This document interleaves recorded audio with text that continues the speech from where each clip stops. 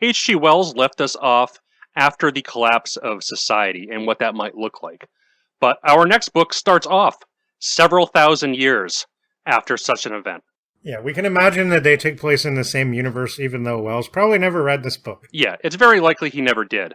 But before we get to the book itself, we need to talk a little bit about the author, because we have another authorship mystery on our hands.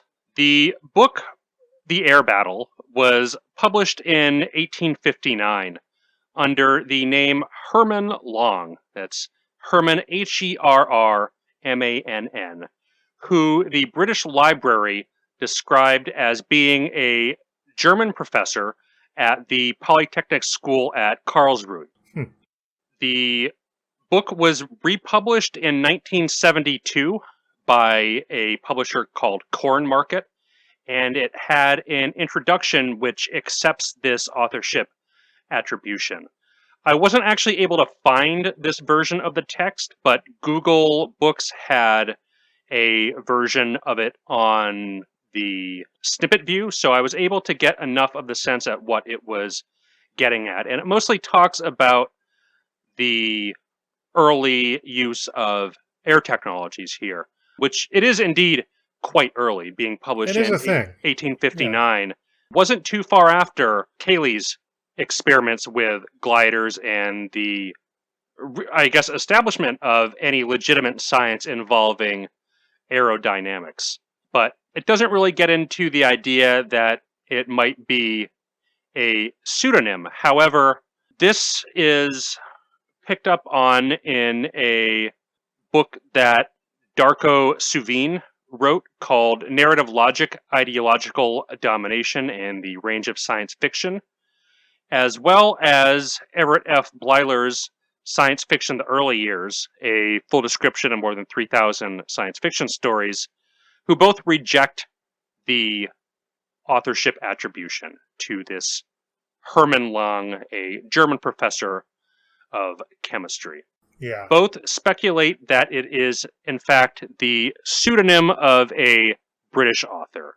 And I'm definitely inclined to agree with this here. So we did some research and poking around as to the circumstances of who this author could have been. So before I decided to, I guess, go all in on the idea that it is a British pseudonym, I did want to verify and check upon the Herrmann Lang, the German chemist.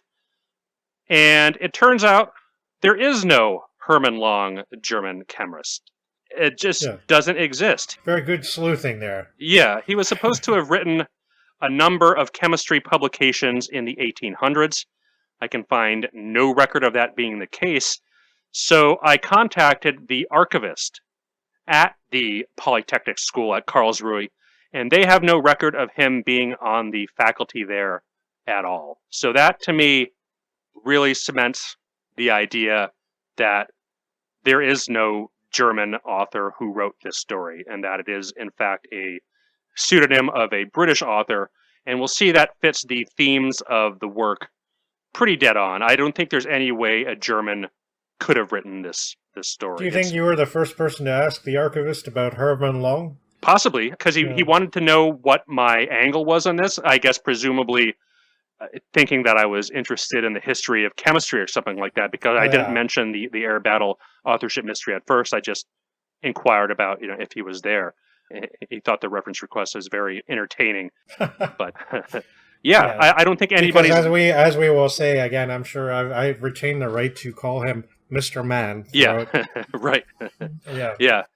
Herrmann. The German name Hermann typically isn't spelled with two R's. No. Yeah, it was then republished by the British Library in a 2011 facsimile, which is the text we use for this. And we've digitized and posted it on our blog spot. So I guess now it's on the internet because it wasn't posted. It wasn't on the internet before. Right. I feel pretty great about that. I feel like it's actually, I mean, even though there are a lot of things to say about this book and I have so many questions. Oh, yeah. It is kind of a great thing that not everything is on the internet. Right. And this does have some historical significance, even though it wasn't likely very well read. It's interesting for how early it is, and it's clear that not many people have looked at this before. So maybe the most high-profile entry on the internet is the entry in the Sci-Fi Encyclopedia, which from what I can tell was written in the early 2000s or late 90s. And the Suvin and Bleiler books, I think, are both from the early 80s. So I don't think anybody has really dedicated too much effort into looking at this in a while, at least not in the published literature that we can see. And based on the figures on Goodreads, it doesn't seem like the British Library facsimile was too big of a seller. No. There are 2 known copies of the original 1859 publication, one of which is held by the British Library, and the other of which has circulated amongst private collectors quite a few times in the last few years and is currently up for auction, so it could be yours for the low price of $8,500 if you are so inclined. Yeah. If anybody, after hearing us talk about it, is so inclined, please send us a message. Yeah. Because we would like to hear from you. Yeah. Book collectors, Chrononauts fans. Yeah. But actually getting at who this Herrmann Lang was, I was able to turn up some leads, but nothing definite. So I wanted to look into the publisher, which was William Penny.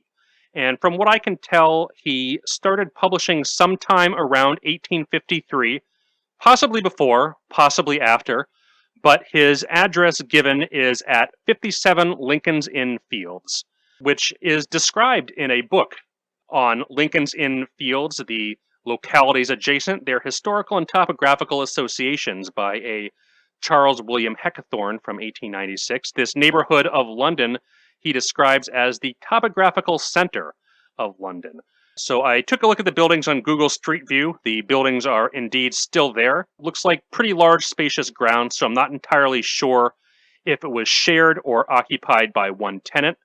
Either way, the 1853 office was held by the Society for the Suppression of Vice. So it's this temperance society that may have been operating side by side with William Penny. I'm not entirely sure. But William Penny seems to have published a great deal of things, mostly nonfiction. From what I can tell, the air battle is somewhat unique in the fact that I was only able to identify only one other work of fiction. The majority of it seems to be nonfiction. It seems to break down into several categories. So one of the categories is publications relating to life insurance.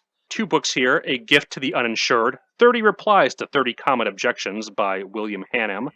Also by William Hannam, 30 Practical Hints to Life Assurance Agents.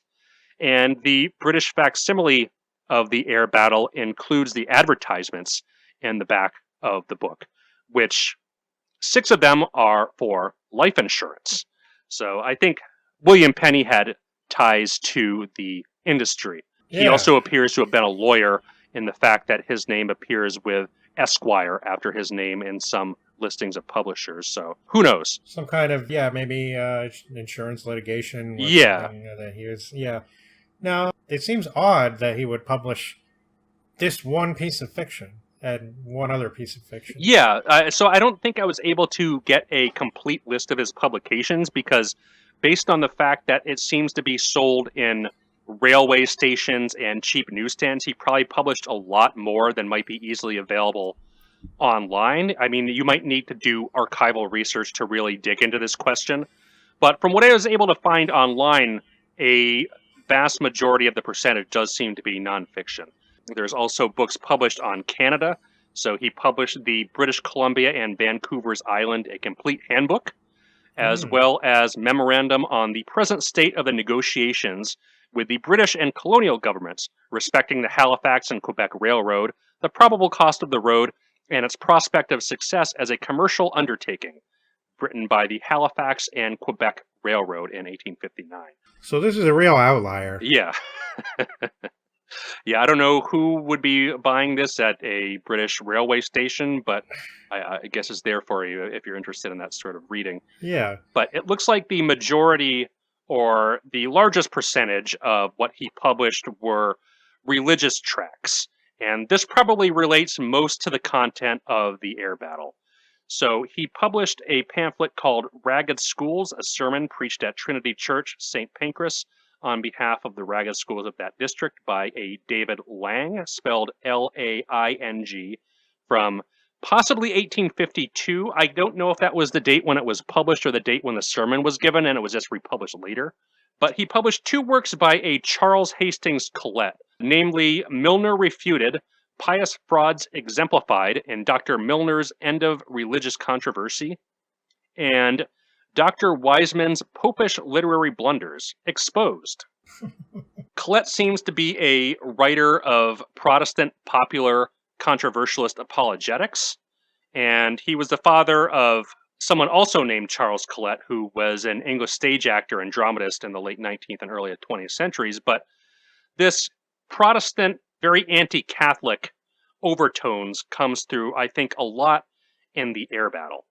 And while there's nothing to suggest that Collett is a likely or even probable author, I don't think it would be out of the question if he were the author. So if something came up and it attributed to something more tangible to Collett as being the author, I would be inclined to believe it, even though there's nothing definitive to tie him to the work other than they were published by the same people.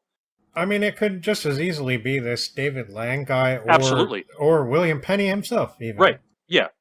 But he did publish these kind of religious Protestant tracts. And if it wasn't Collett, it was certainly somebody sympathetic and of the same religious mindset that Collett was under. And certainly Penny would have agreed with him theologically if he was publishing these very aggressive anti-Catholic tracts.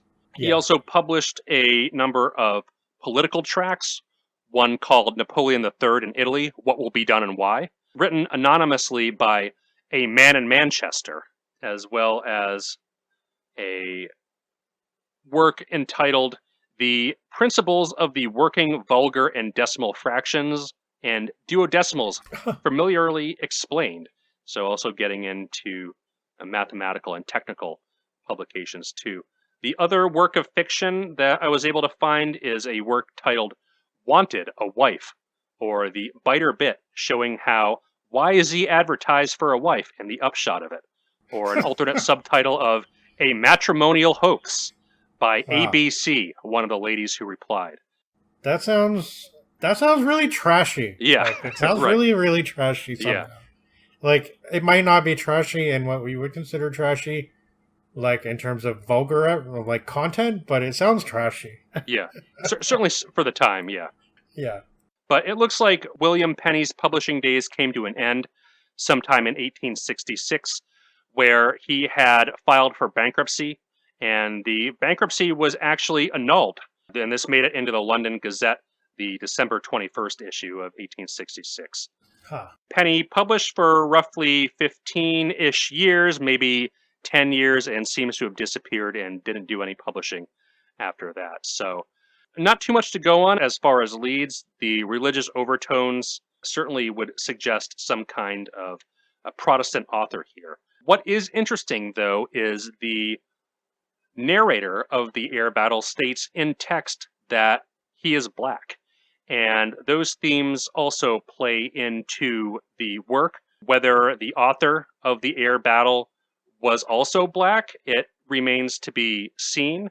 The Bleiler book, the description of 3,000 early science fiction stories, also isn't sure on this point and suggests that it might just be for narrative device. Yeah. Again, it's really impossible to say one way. I'm sort of inclined to think that way. Yeah. I'm not sure. I kind of, a part of me wanted to believe that maybe this was by a black author. Yeah. But there are certain things in the text that make me think that it's probably not. But it's hard to say for sure, I guess. Right. I agree in that it seems to me the themes that really dominate the work are this very over-preachy British Protestantism. Yeah. But yeah. It's really impossible to say, really. There's also another aspect to it that I think it'd probably be best to get to later, but it's just the fact that the white characters in this, like the main white characters in the story, they go all over the place, and although the people that they talk to, who are mostly not white, they say things like, oh, our empire is obviously superior to the white empires of thousands of years ago. Even though they say that, they're still very quick to allow them to be like the leaders of their aerial fleet and stuff like that. Yeah, right, exactly. Yeah. Which seems very strange. Right. It is a very British-centric novel. And that's one reason why I'm pretty sure there's no way a German could have written this, even though, even if I wasn't able to get confirmation from the university that there was no Herrmann Lang there. And I don't actually think Germany was mentioned in the text once. No. The only thing that could suggest a German connection is one of the characters is named Brunhilde, which is not exactly an English name. No. But I guess that's pretty much all we can do with the author. It's still an open mystery. It's still likely to be an open mystery, barring any real level of archival research. And as we'll see, this is not a good book by any stretch of the imagination. It's interesting from a historical perspective, but it's not a good book. And yeah, almost nothing in this book makes any sense. Yeah. The amount of time it would take to dedicate cracking the authorship mystery might be more time than it's worth, considering the quality of the novel, but it's certainly an interesting question to ponder over. Yeah. And there are good things about this novel. There are. Don't get us wrong. I encourage people to read this out of interest. You probably won't like it in terms of a novel, but it is an interesting piece of work. Right. And it's definitely not the Simsonia kind of boring bad. No, it is not boring. Yeah. You will spend a little bit of time trying to figure out exactly what's going on and why. Yeah. Yeah.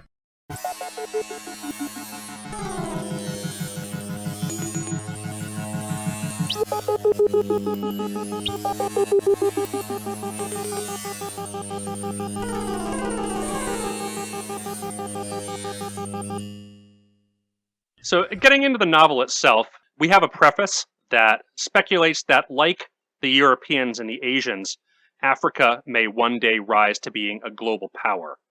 And the author tells us, quote, "The fact of there being retributive justice for our shortcomings in the path of justice and honor."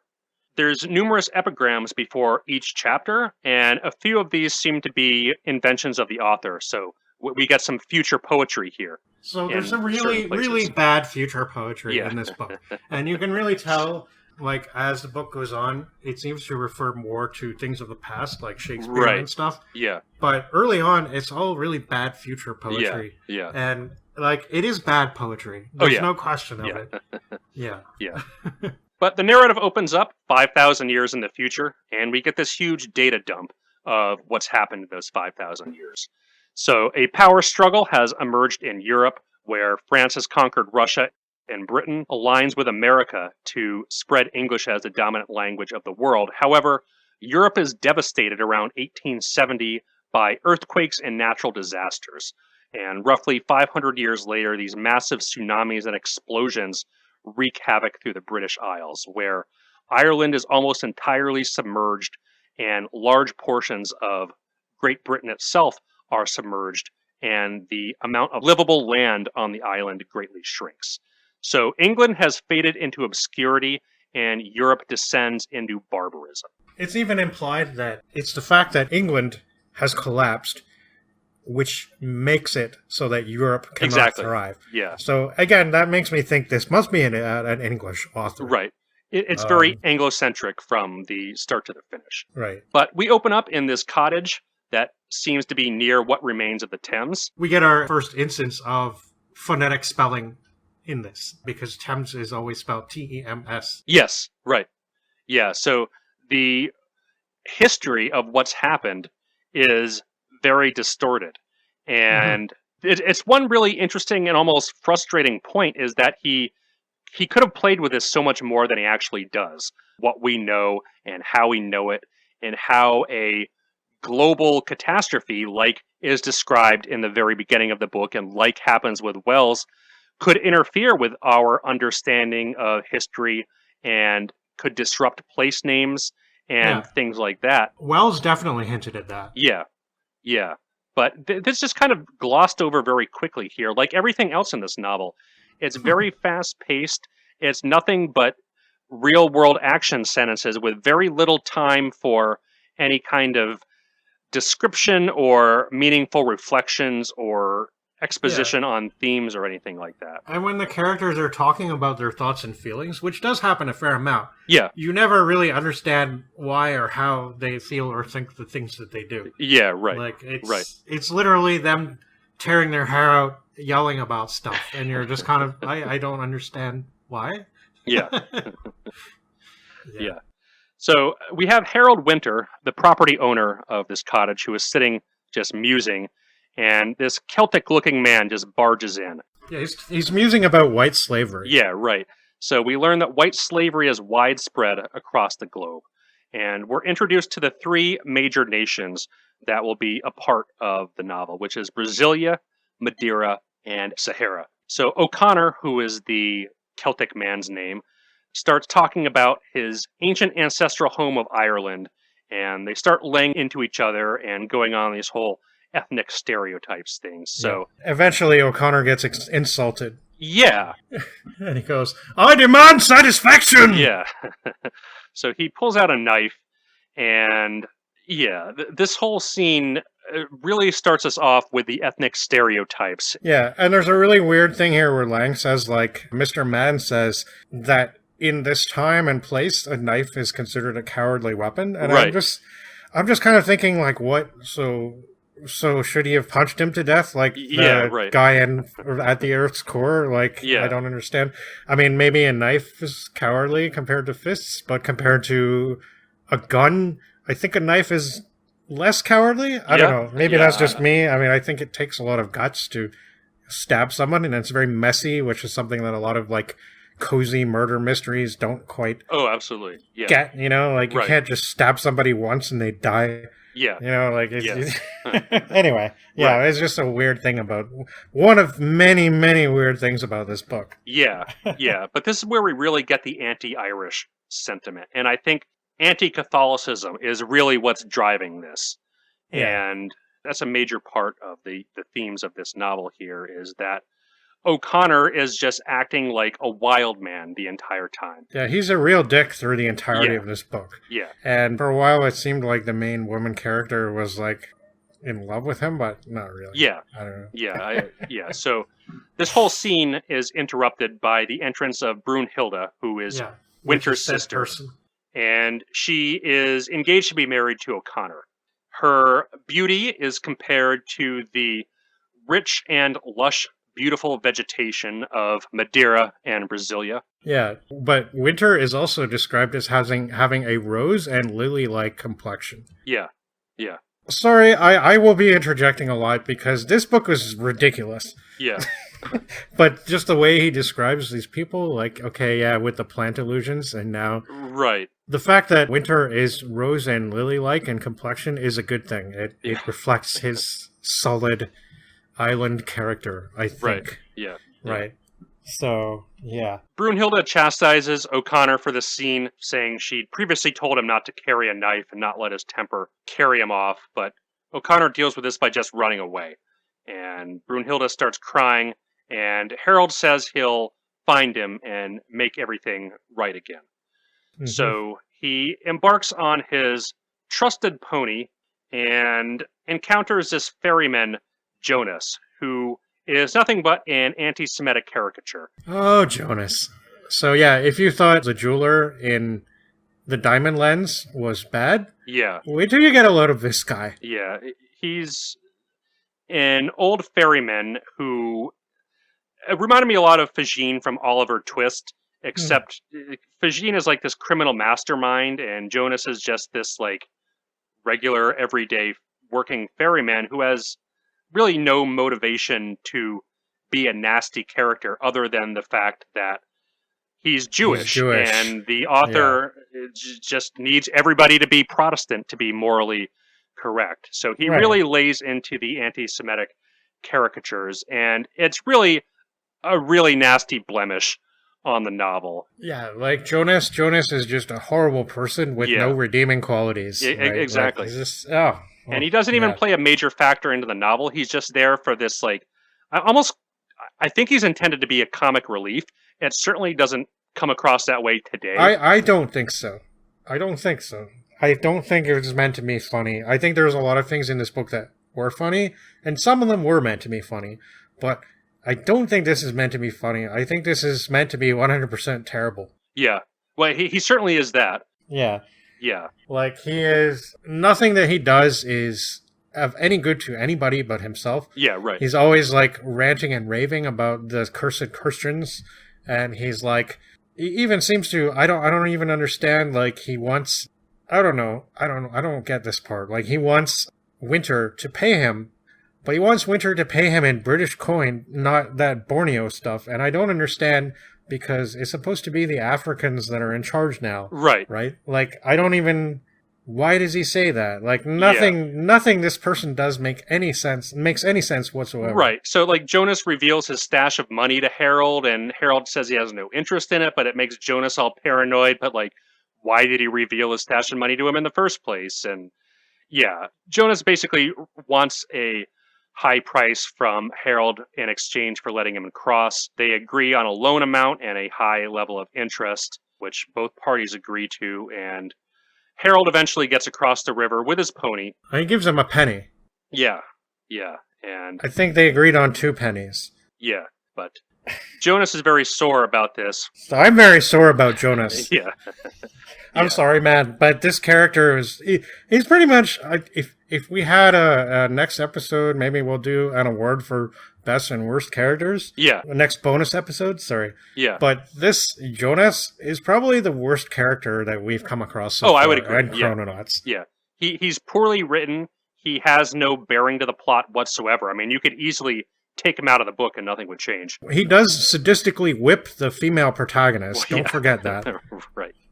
That's a really important detail. Yeah, right. And then at the end, he drowns pointlessly. Yeah, Oops, right. Sorry, spoilers. Yeah.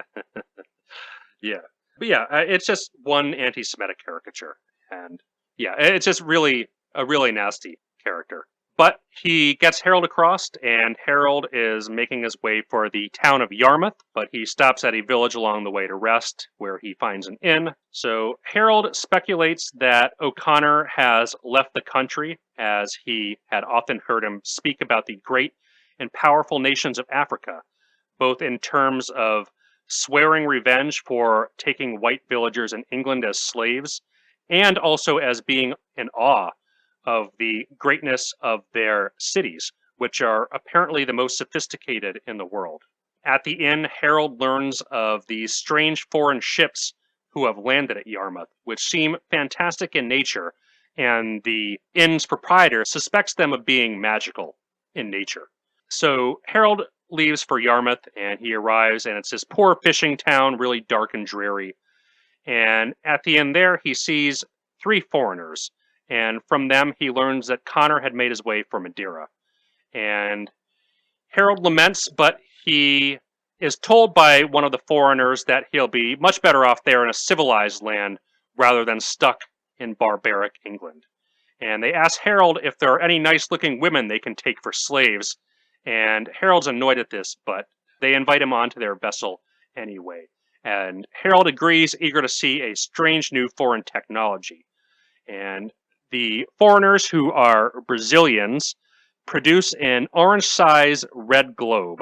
I don't know why it couldn't have been an orange globe, but it emits a sound, and it's responded to somewhere far away. And Harold sees an advanced boat that has no obvious propulsion system, but it closes in on the shore rapidly, responding to the call. Yeah, I thought this was cool, actually. The globes that the various African peoples use that emit sounds that signify different things. That was an interesting part of the story that I would have liked to know more about. Yeah, right. There's a lot of future technology it's gone in such like an offhand way that has like no consistency throughout the novel. It's just kind of thrown in there and it's gone as fast as it comes in. And some of the technology, like the technology we see in The Mummy, is really forward thinking. It just has almost no bearing to the plot and none of the... No, I actually thought The Mummy was a better book than this, though. But The Mummy is definitely a better book than this. Yeah. The Mummy is a bit too long. Yeah. Like, The Mummy is longer than it needs to be. I think that a lot of that Spain section should be cut out, maybe. Yeah. But, yeah, I mean, it was a similarly naive kind of book, but it was better than this. It was more didn't satisfying. have the nasty undertones that this book does, that's for sure. Yeah, I mean, The Mummy is long. It's about 6 times as long as this book, which kind of seems strange ridiculous. to say, but this is quite short, but a lot happens in this short amount of time.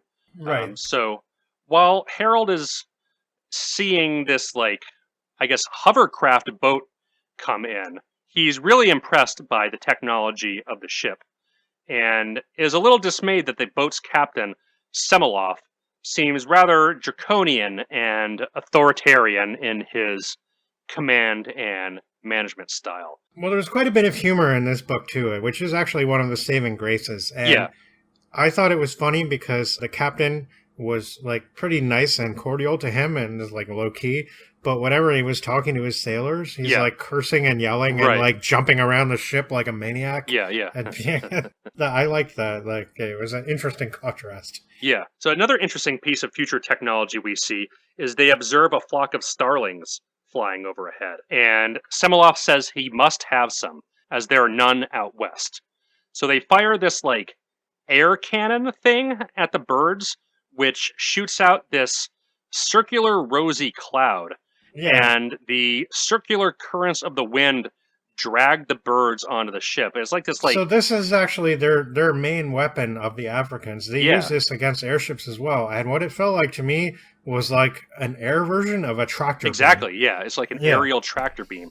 It's a very interesting setup. But they see this massive storm system come in, and the ship disengages its anchor, which is also a piece of future technology described as an iron cross, 3 feet in length, with air chambers and electric spark chamber, which, acting in combination, keep the body of water around the ship stationary. They engage these, like, futuristic sails, which are near invisible, and set off as quickly as possible to avoid the storm system. And Semilov tells Harold that they're not going to be returning to England, as the storm is way too dangerous, and they need to set sail for Brazil, as war between the 3 great powers is imminent. And they tell Harold that he can return to England whenever it's practical for them to do so. And Harold's a little dismayed at this, that he's now stuck amongst the Brazilians. Right, but they're pretty nice to him about it, you know. They're just like, well, like, we're not stopping you, but this is what we have to do now. But it's just another weird thing in this book in that, like, all the main characters have something like this happen to them in rapid sequence. Right, exactly, It's pretty bizarre. Yeah, and how it all comes back together also relies on a very convenient set of coincidences. But we'll get to that a bit. So the narrative takes us back to England, where Brunhilde's waiting Harold's return, and she decides to go out and look for Harold and O'Connor herself. So, like Harold, she encounters Jonas, who assumes that both Harold and O'Connor had been captured and sold into slavery, and he devises a plan to rob Brunhilde. Yeah, and he basically says that he owns her now. Yeah, right. So like now she's his slave. Yeah. I don't know how, but he has all these legal documents to prove it, which is, again, it's like this Jewish stereotype, right? It's like, oh, they're somehow not as good as us, but they have mastered the legal system somehow. Right, basically just scheming for money. Yeah. And I guess there's some law in the future that says if somebody is dead, whoever that deceased person has debts to is the rightful owner of their property. Right. So Jonas spreads the rumor that Harold and O'Connor have both been killed, and that since Harold owed Jonas the money for his fare, that means Jonas is now the rightful owner of Harold's cottage and all of his property. And I guess Brunhilde, and it was 2 pennies instead of 1 penny. Don't forget. Right. So this local woman, Mrs. Tollmarsh, decides to defend Brunhilde's claim, and so far Harold had been the only person to stand up to Jonas, and Jonas has really resented him for this. Suspicion grows throughout the town that Harold had somehow wronged Jonas, and that's why he suddenly fled. And Jonas comes in and announces that Harold is drowned, and that he is bound by law to act as Brunhilde's protector.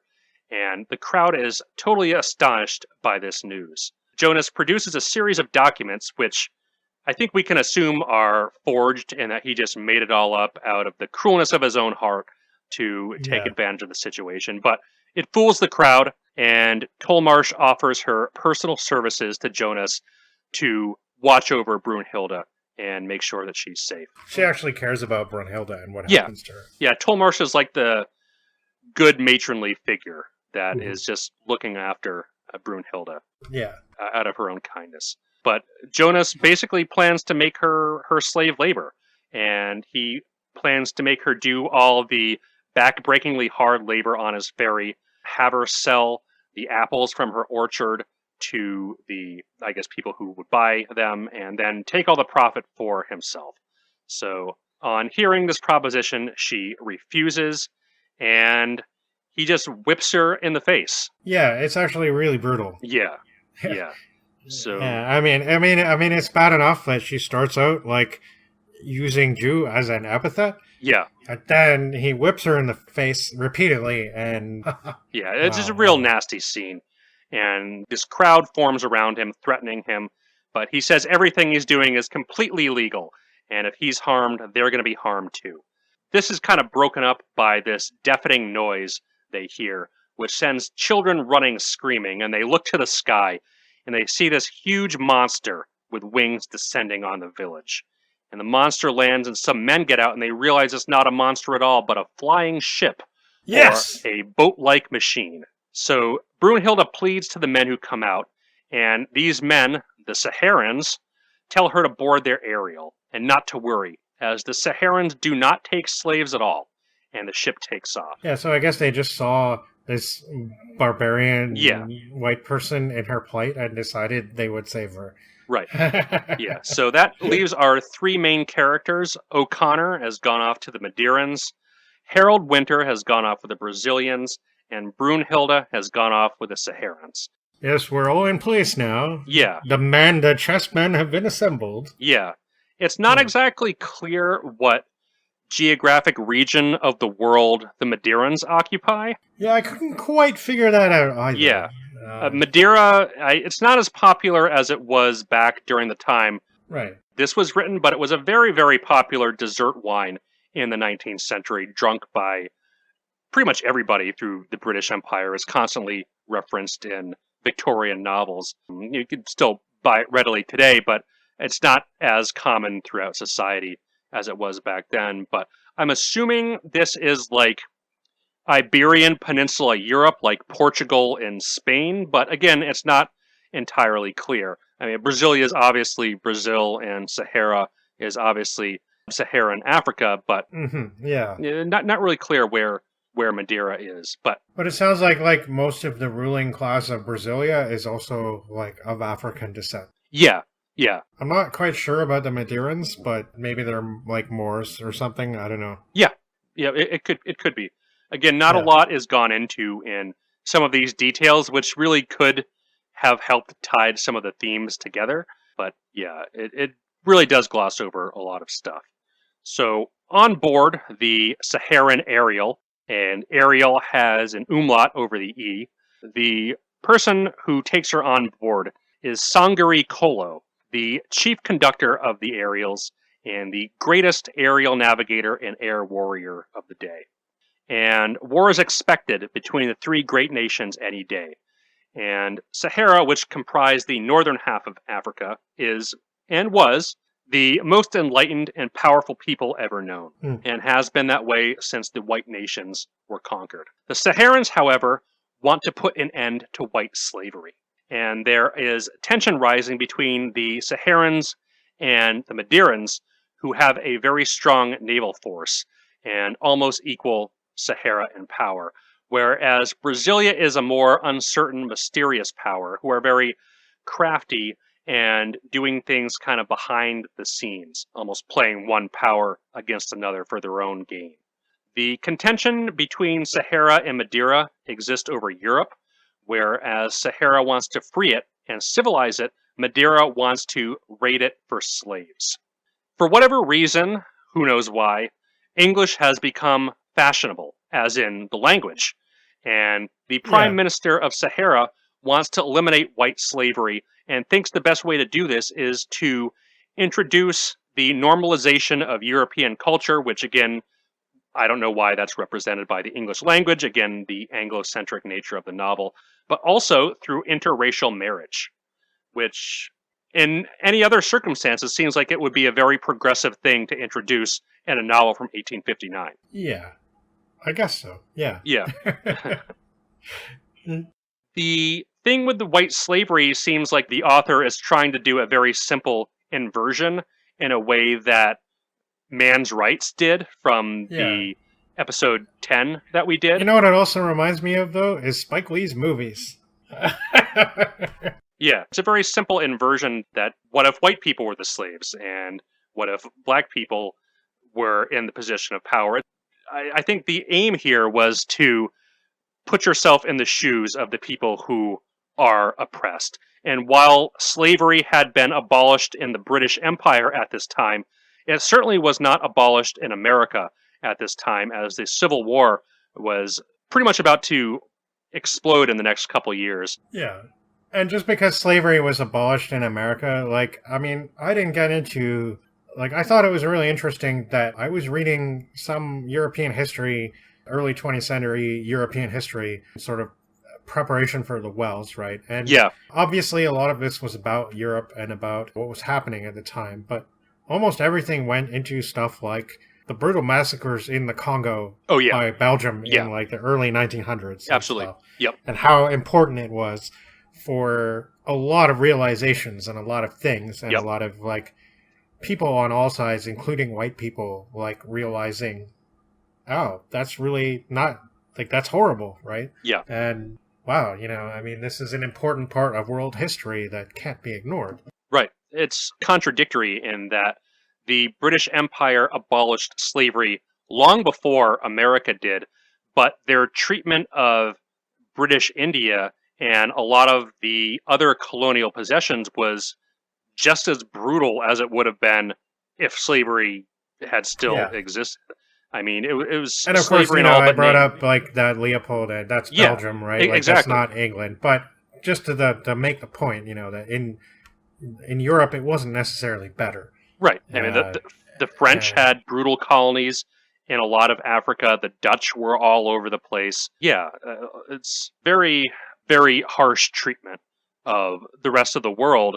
And it seems like some of the British authors not necessarily turned a blind eye to it, but one of the things that came to mind was the Dickens novel Martin Chuzzlewit, where one of the main characters takes a visit to America, and Dickens uses it to lambast America for still having slavery and how much more advanced the British are of their treatment, even though the British were still in India exploiting the Indian people for all their wealth and resources and treating them horribly. So it's, talking out of both sides of the mouth. Hypocrisy. Exactly. Right. Yeah. And I think somebody like Wells maybe was sharp enough to note that, but not everybody would have. And certainly in this book, there is a certain amount of hypocrisy being displayed, even though the portrayal of the African characters is mostly quite admirable. Yeah. I think. Yeah, I think the Saharans are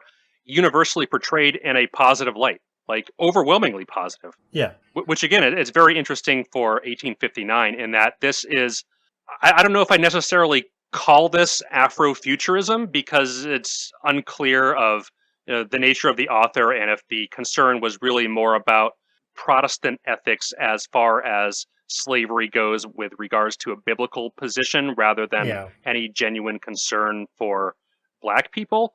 But it does have many themes and ideas that are present in some Afrofuturistic works, in that the Saharan civilization is far more advanced, not only technologically, but as far as an intellectual civilization than all the major powers on the planet. Yeah, and it's actually suggested that, there's this cool thing that you see, I think, in a lot of other works as well, but it's this kind of cyclical description of history where it seems like everybody had their day. Yeah. Now it's 5,000 years hence from the 1850s, right? Everyone's had their day. The Americans had their day. The Australians even had their day. But now it's the Day of the African Peoples. Right. And that is just taken as normal. And Yep. in the preface, which is really short, by the way, Yeah. the author of the book, whoever the hell that really is, seems to just be saying, yeah, this is my opinion. Like, it might be like this. Don't come at me. This is my opinion. Yeah. It's kind of funny. Like, it's not that well written, but it's kind of the way, like, his sentiments are quite understandable, I think. Absolutely. In a way. Yeah. Yeah. But Brunhilde is telling her story to Kolo. And Kolo tells her that Harold might not have been killed, and that it's quite common for these sort of boats the Brazilians have that have aerials on board so that they can escape crashes and storm systems and things like that. But that she shouldn't be too optimistic, though, because he's still in a great danger of being enslaved, as the Brazilians and Madeirans routinely take white slaves from Britain. He then calls for food to be served, and they're brought out this very exquisite feast on these strange materials that Brunhilde has never seen before, and the food are these delicacies that she's never tasted. And she's just totally blown away by this advanced civilization and all these new things that they have.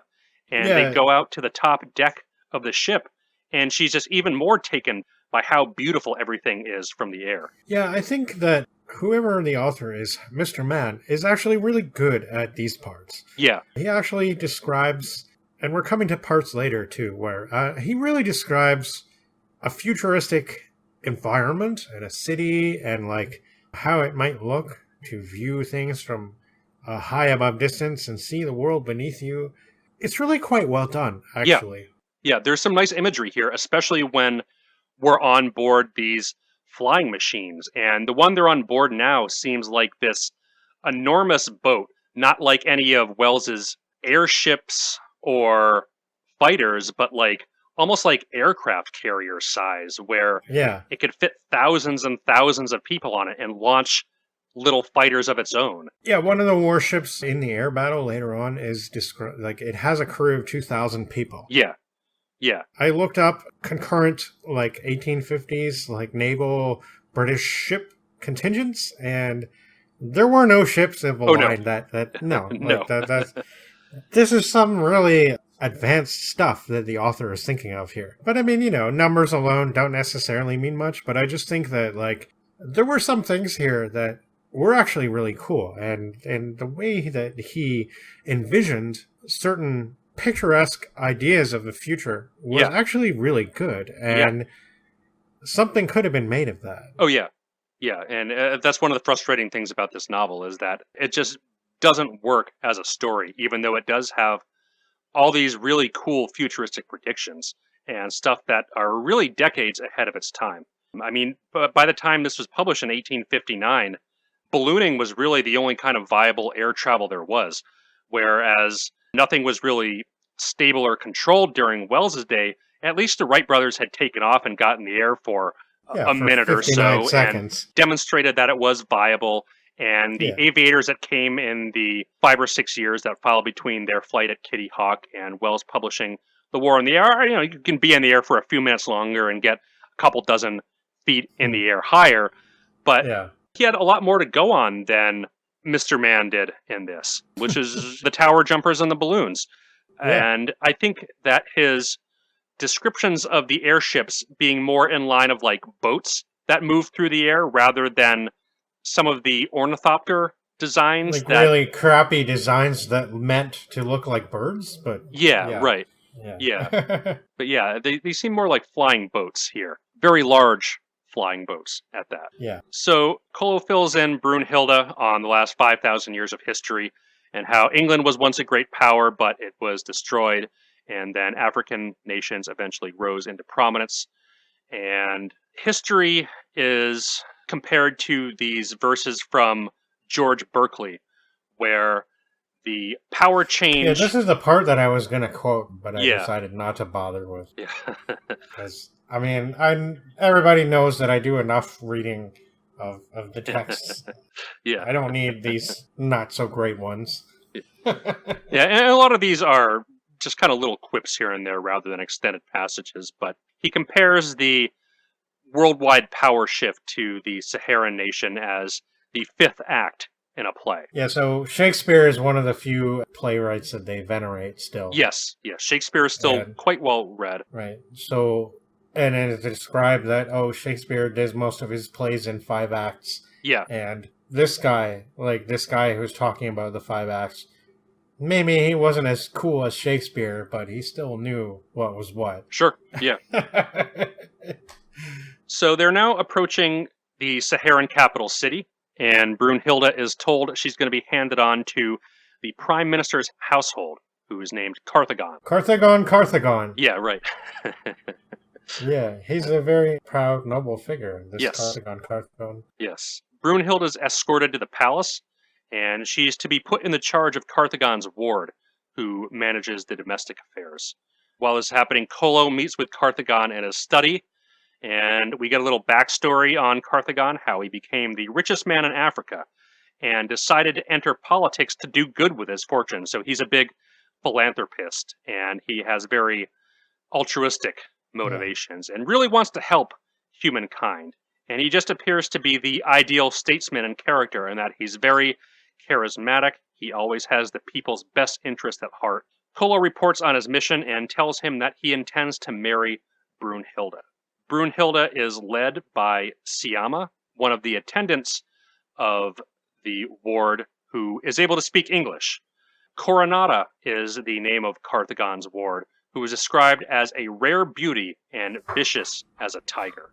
Coronata's entire household seem to be incredibly disdainful of Brunhilde, as it's considered socially taboo to be seen with a white person. But the palace itself is incredibly gorgeous, completely lined with this ornately carved crystal. There's tame birds and plants all over the elaborate designs of the interior decoration. And there's elaborate holograms of people projected all over the rooms by one of the crystals. And Brunhilde is just totally astonished by this. And she thinks that they're initially people there. Yeah, she thinks that they're real. Yeah. And then she discovers that they're not. It's pretty cool. It's like something out of a sci-fi movie from 100 years later. Yeah. I thought this was quite interesting, actually. Yeah. And again, this is one of the things that could have been gone into a lot more, but it's just kind of glossed over, where Brunhilde's in this waiting room and she doesn't really know what to do with herself, and she's feeling overwhelmed. And she tries to talk to these holograms, and it's this kind of lighthearted moment. But that's kind of the last we see of it. Yeah. So while she's at this state, she's summoned to meet Coronata. And Coronata really doesn't want Brunhilde there. And she threatens to sell her into slavery. She wants to prevent her from seeing Carthagon, and even threatens to kill her. And they're interrupted by Siama, who says that Carthagon has summoned Brunhilde. So this makes Coronata furious. She perceives that Brunhilde has aims at marrying Carthagon, which she believes to be her natural right. Yeah, this is ridiculous, because nothing made sense in this part. Yeah, right. Nothing made sense at all. Yeah, this is totally, I guess, unjustified, and the author's, I guess, trying to portray Coronata as this hot-headed character who is selfish. And she eventually becomes quite sympathetic, which is cool. Like, that's fine, I get that, but she never stops being stupid hot-headed. Yeah, right. And and it's funny too, because when she's unsympathetic toward Brunhilde, the protagonist, she speaks in broken English, but when she's sympathetic towards her, she speaks in very eloquent, perfect English. Well, poetry at times, yeah. So, I don't know what to make of that. Yeah, right. Yeah. But right now she's steaming mad, and she's not sure whether she wants to kill Brunhilde or just sell her off into slavery to get rid of her. Yeah. And she keeps mentioning the old woman, who we'll see come up in a little bit. But Brunhilde is now meeting with Carthagon, and she asks him if she could go home. And Carthagon tells her that it's not safe now. And Brunhilde tells him about Coronata's threats. And she's offered a place in Sangari's mansion where his sister can take care of her, and she accepts this arrangement. So we then cut to a suburban district of Manik, spelled M-A-N-I-K, of the city of Nun, which is spelled N-U-N, which we're told is the capital city. It's kind of strange that they mention the city's name a couple chapters after it's introduced, but again, novel's not exactly strong as far as plotting goes or introducing things in an order that makes sense, but... Yeah, this is the, like, grungy, shitty part of the city. One of the poor district outskirts. Yeah. Where we have a old grandmother, who is the old woman Coronada's alluding to earlier, in a cottage, and her grandson, Jackadox, who's speaking in this odd dialect that seems like a combination of, like, stereotypical German and what would be perceived as, like, Black English at the time. It's very odd. I thought maybe it was influenced by, like, Dutch Africa. Yeah. Or something. Yeah. And I also didn't get the impression that he was her real grandson. Yeah, right. I think that he wasn't. I think that he called her grandmother because that was just the way he talked. Right, exactly. And at some point, it even says in there, like, she's not his real grandmother. And he knows this, and that's why he's like, he says something to her at some point. Anyway, it's very vague, like the way this book is written. Yeah. It just seems, it's hard to, it's weird because it's all incident and it's written reasonably simplistically. But sometimes you feel like you miss stuff. It's so weird. Like, it feels like you're missing something. It's very incredibly fast-paced, like a lot of stuff happens. I think that my notes for this book are longer than the notes for the Wells, even though the Wells book is 3 times as long. Right, and there's a lot that happens in the Wells book too, but yeah, I don't know. Yeah, I just feel like I missed things, and I shouldn't have missed things because it's written in a simple style. Yeah, but I still feel like I missed things that are important. Yeah, and here is one of those points. Yeah, it's definitely not the sign of a good novel, that's for sure. But this old woman, her name is Murdura, something like that. So a rather fitting name for a murderous woman. That's almost as good as Murder Legendre from White Zombie. Yeah, right. Bela Lugosi, one of his best roles. You think so? Oh, yeah, I love that movie. White Zombie is an amazing movie. I don't know, yeah. That one never really struck me as being one of my favorites. The atmosphere of it is so weird, and there's a lot of things about it too that are pretty like obvious and weird. Like you got a character called Murder Legendre. Yeah, like you think he might be not good? Yeah. So here we have Murdera the Murderess, and she's incredibly cruel old woman. But Jackadox, the younger person here in the scene, is a servant to Sangari, and he tells her not to hurt Brunhilde. He's some kind of rank in the army. Yeah. And Sangari is his captain. Right. So she's actually asking him to be treasonous. Right. And I don't know, like all this stuff to me didn't work. Like it didn't come to anything. No, I actually really like Jackadox as a character. I think he's fun, but none of this made any sense. No, this plot is a little weird. But yeah, he's some kind of low-level cadet enlistman in the military who at this point just seems to get the low-level jobs. Yeah, repairs and oversees flying machines. Yeah. I mean, that seems actually a pretty important job, all things considered. Sure. Yeah, but he's definitely treated as a low-level character by the people he interacts with. Yeah. So he's on his way to Sangari's aerial yard, and he's late, presumably because he had to convince Murdura, or try to convince her not to harm Brunhilde, who he knows Coronada told her to. Yeah, he pretended to go along with it, though. Yeah, but he's late because of this, and he's berated by his fellow crewmen and pushed into this new aerial. And he takes off, and the Scribo, which is one of the futuristic technology words we get, it seems to be a very important device. We have no explanation on what it is or what it does. Some kind of steering mechanism, I guess? Yeah. But it explodes, and it looks like he's going to crash. He has no way to control the aerial, but he's able to find a replacement Scribo and fix it. He goes wildly off course, though, and it looks like he circumnavigates the globe a couple times and eventually ends up at the island of Nimrod, which at the time was a purported island in the South Pacific, but are now considered to be phantom islands and not there. So they weren't part of Australia? No, No, but that seems to be where he is, like South Australia, North Antarctica, somewhere in that zone. But yeah, now considered to be Phantom Islands. There is a place called Nimrod in Antarctica. So I presume these crafts are moving a lot even faster Much than faster. Wells's craft. Yeah. Yeah. But Heckethorn lands next to this enormous fantastical tree, and he encounters this giant lobster creature. And he tries to scare it off by grimacing at it, and it makes this horrible noise back at him, and it eventually goes away on its own.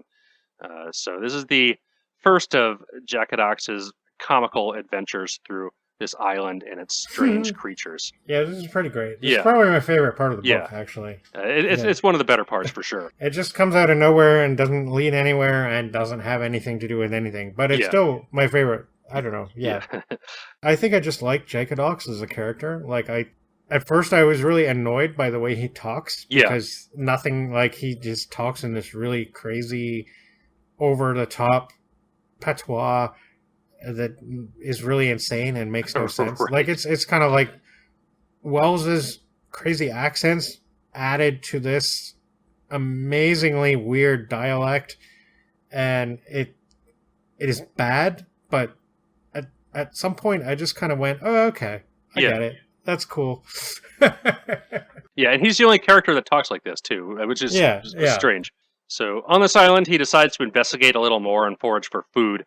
But he finds this giant net and decides to climb through it. However, it's sticky, and he sees himself approached by this giant spider, which they call a speedrum. The speedrum! Yeah. Awesome giant spider. Right.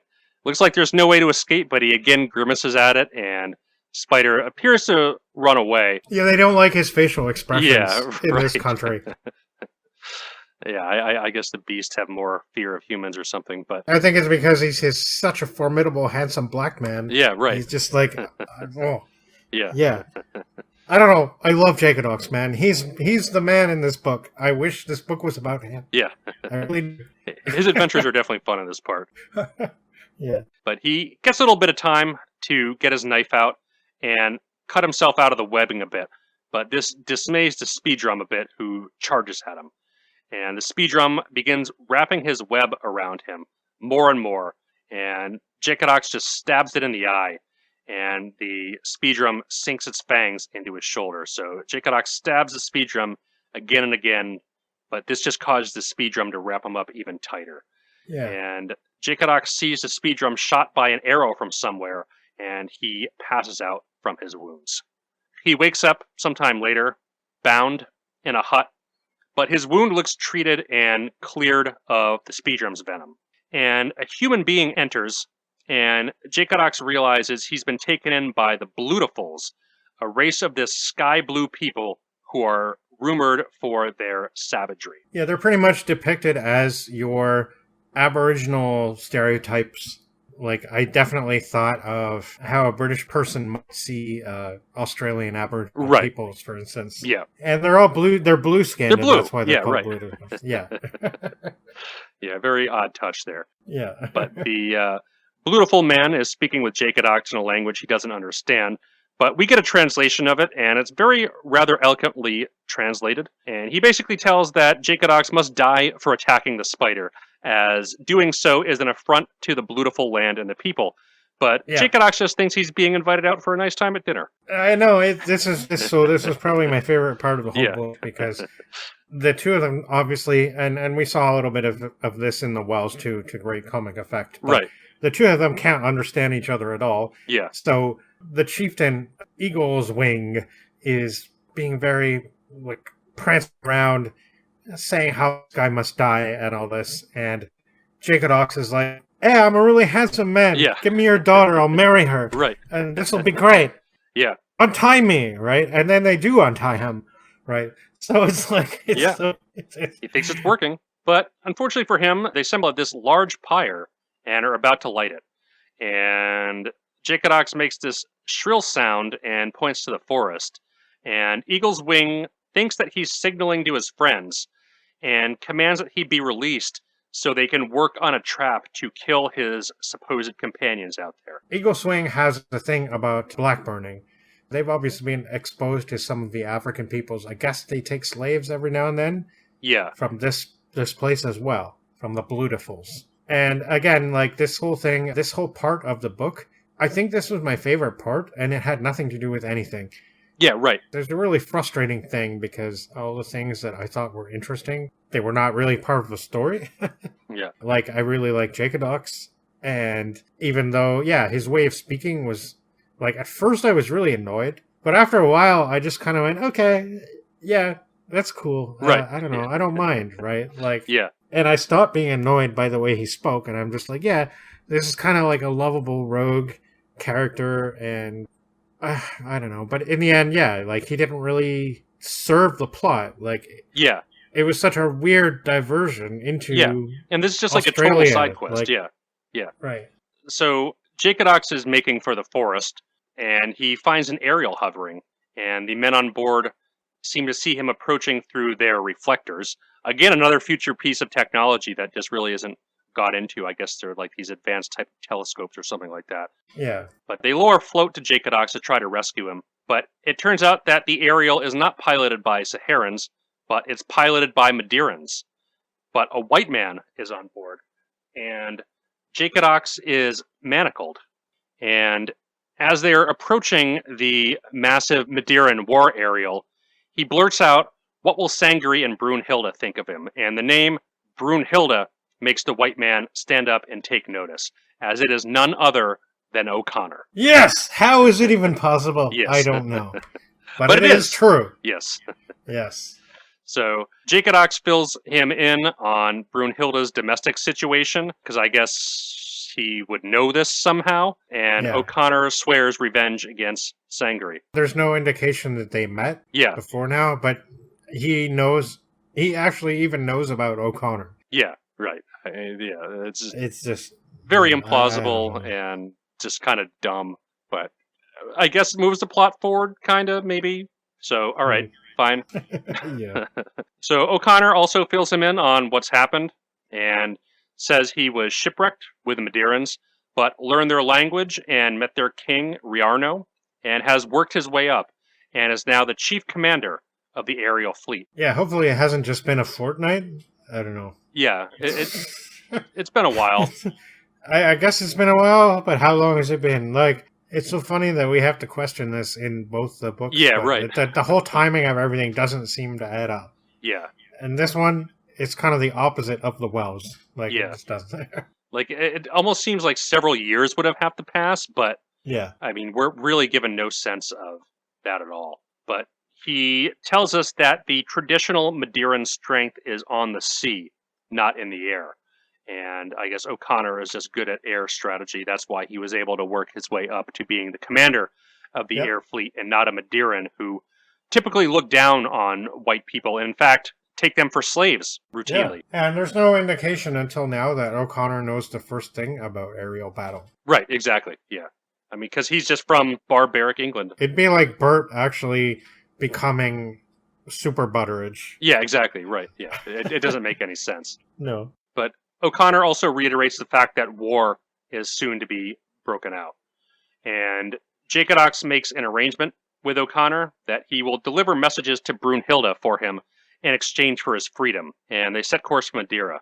And in the meanwhile, the city of Nun, the capital city of Sahara, is in a state of confusion as King Riarno of Madeira has refused to end white slavery and maintains a military presence in Europe and North America. Carthagon sends ambassadors to him, and Riarno proposes they split North America and Europe and destroy Brasilia together, to which Carthagon refuses. And instead, Madeira appears to make a diplomatic alliance with Brasilia to align against Sahara instead. The Saharan Senate is meeting and debating on what to do, and they cite several historical examples. In particular, the opposition leader Akift Morp goes on this huge anti-English tirade. Yeah, it's really random. Yeah, very, very strange. Mm-hmm. And it comes to a vote, and it's decided against Carthagon, who resigns. This was kind of like stuff in The Mummy, actually, this part. Yeah. But The Mummy actually seemed more sensible. Yeah, they almost felt more human in The Mummy, where it's just like this stuff just like happens. It's like words on a page. Mm-hmm. But Carthagon resigns. Sangari also resigns to join solidarity with him. And the king doesn't seem to be too upset at this news. But Sangari retires and finds Coronata waiting for him. And she's very upset that Murdura's plan didn't succeed.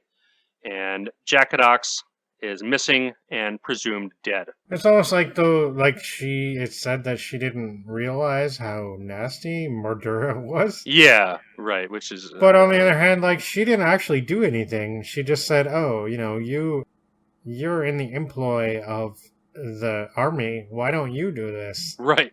So she told Jackadox to do this, and Jackadox never meant to do anything bad from the beginning. So that whole thing was just a red herring, and not only that, but not very threatening. No. Like, I don't know. Coronata is trying to plant the idea in Sangari's head that Brunhilde has this crush on him, and she has this idea that if she sends the two to meet together, that Carthagon will catch them in the act, flirting with one another. Coronata goes to Carthagon with this intent to declare her love to him, and she awkwardly enters, and he thinks that she's ill. Carthagon tells her that she's just really hot-headed and is in deep musing about the statehood and doing good for the entirety of the human race. And Coronata tells him that Sangari wants Brunhilde for a wife, and Carthagon says that he knows this already, and to which Coronata declares her love for him, and Carthagon says that it cannot be. And after he leaves, Coronata laughs out loud, saying she's going to punish him too, for her exposing her weakness to him. Is you right? If anything actually came of that, but nothing. I don't think anything does. No. Sangari then goes to Brunhilde and declares his intentions for her, and she refuses, saying she is engaged to O'Connor, and that the only African she would consider marrying is Carthagon. And Coronata's eavesdropping and burst in. So can we just pause for a second? Sure. The absurdity of what you just said. Yeah. Like, how does any of that even make any sense? Okay, first of all, I don't think that, I could be wrong about this, but reading the beginning of the book, I kind of didn't get the impression that O'Connor and Brunhilde were engaged. No, I didn't either, really and get I that think that impression comes at up all. at the first time, like, here. Yeah, like, I mean, I kind of got the impression that she thought he was cool, but she wasn't, like, that into him, either. Yeah. And then, all of a sudden, they're engaged. Right. Like, and the thing is, it's obvious from what comes later that she's not really into him. No, not at all. Why does suddenly this become a thing? Yeah. And not only that, Coronata's whole thing too. I mean, how does that make any sense? And she's going to marry, like, she might marry Carthagon, but she's not going to mention that she's not going to marry this other captain guy. I don't know. Like, it's so weird. This book is really short, and there's so much that happens in this book, and it's like, I don't necessarily wish that this book were longer. No. Because I don't know if that would make me enjoy it more. But things just aren't gone into and don't make any sense. Yeah, and a lot of it is just nonsense. Yeah. Oh. Yeah. Very, very strange stuff at times, and not in a good way. No. But Coronata's eavesdropping here, and she just burst in and says that Brunhilde will never marry Carthagon. And Brunhilde says that, no, she misunderstands her, and says that while she's betrothed, she has no interest in anybody. And Coronata seems to accept this and says that she will help her find O'Connor on the condition that she make no advancements on Carthagon. So Carthagon's successors, after he resigned in government, are totally incompetent, and they're not able to prevent war from breaking out. Brasilia proposes a ceasefire and a meeting of the powers at none, but Madeira doesn't want to give up possessions in Europe and North America, and they don't want to give up white slavery. There's a white man who comes with the Brazilian envoy, however, who thinks that white slavery should be ended. And who might that be? Yeah, right. I mean, who possibly could that be? It's none other than Harold. And, of course, O'Connor's there, too, with the Madeiran envoy. So we have almost a reunion of our three main characters. Brunhilde's not in the picture yet, and Harold and O'Connor, again, resume their old arguments. And the meeting quickly dissolves, and Harold asks his minister for permission to seek out Brunhilde and Sangari. And Harold is received by Coronata, who just doesn't really care if England falls, and they get to talking about Christianity. They actually seem to get on quite well. Yeah, right. So Harold says that him, a poor Englishman, need to hardly explain such things to the inhabitants of that country which restored Christianity to its original simplicity. So again, we get some more Protestant overtones here. We do have some anti-Catholicism stuff here, as Coronata says that our forms are simple, but the spirit is wanting. We have not attempted to relapse into the contemptible forms and wickedly cruel doctrines of the ancient papist, like excuse me, you Brazilians appear inclined to do. Yeah, so I mean, they're pretty much directly attributing warlike and slavery to these popish influences. But Harold comforts her and says he can't stand to see her upset, and this really pierces her heart and says that Harold reminds her of Carthagon. And Harold adopts the Brazilian name of Sir Plava, which he's called and referred to by his fellow crewmen, and he departs back to his crew. And again, the plot cuts to Jacodox, who makes an escape from the Dirans, and just like commandeers some nobleman's aerial. And he lands it somewhere snowy, doesn't know what snow is. Yeah, this part is really dumb. Yeah. And that whole thing with him burning himself with the snow, I didn't like that part. Yeah. I wish that he hadn't put that in there. Yeah, he tries eating the snow and then boiling it with this electric rod he has, and again, it's and he silly. burns himself, and he's like, "Ow!" I don't know. Yeah, like, because I like Jacodox, I don't want him to do stupid things like this. Yeah, but after jousting crowd, he leaves and goes to England. And a woman approaches who just happens to be Mrs. Tolmarsh. Yeah. I mean, it's a much shrunken landmass by this point, but still that seemed a little crazy. Yeah. Right. But he tells Jacodox that a monster like the Ariel he landed in ate up a girl before, of course, referring to Brunhilde. And Jonas comes out and yells at her, and she mentions Brunhilde to her, and this puts Jacodox on alert, and the crowd gathers again, and saying that Jacodox is this sorcerer who comes down and this magic monster, and Jonas accuses Tolmarsh of being in league with sorcery as he doesn't want the truth of Harold and O'Connor to come out, and Jonas says that both Tolmarsh and Jacodox must die. And Jacodox says that he's not a sorcerer but the slave of someone who's invisible and who'll harm them all if he's touched. And he says that Harold will return in 3 days, and then returns to his aerial to sleep. He calls Jonas Old Rusty Snout. Yeah. Inside his aerial, he perceives that Jonas is creeping outside, so he takes his gladrum, which I some kind of weapon or something, and demands that Jonas give up his papers. And Jacodox then knows he has connection to Harold through this. Jonas is worried about him talking about Brunhilde, and tries to bribe him to keep him away, which Jacodox eventually takes. And after he leaves, Jacodox takes off and meets up with a Saharan government aerial. Jonas thinks that Jacodox was sent by Tolmarsh to rob him. Yeah. This is really stupid, too. Yeah, right. Like, he's just so petty in every way. Yeah. This whole scene was just dumb and just didn't need to be here at all. But we cut back to Jacodox, and he meets with Harold and tells him about Brunhilde. And they can't get into Nunn because they don't have the proper permits to do so. After one of the delegate meetings, O'Connor says he wants to talk to an English woman in Nunn who isn't a slave. It makes it sound like he's looking for a prostitute. I don't know that was necessarily what was intended. Yeah. But that's kind of how it sounds. Right. He's told there are no slaves in Nunn.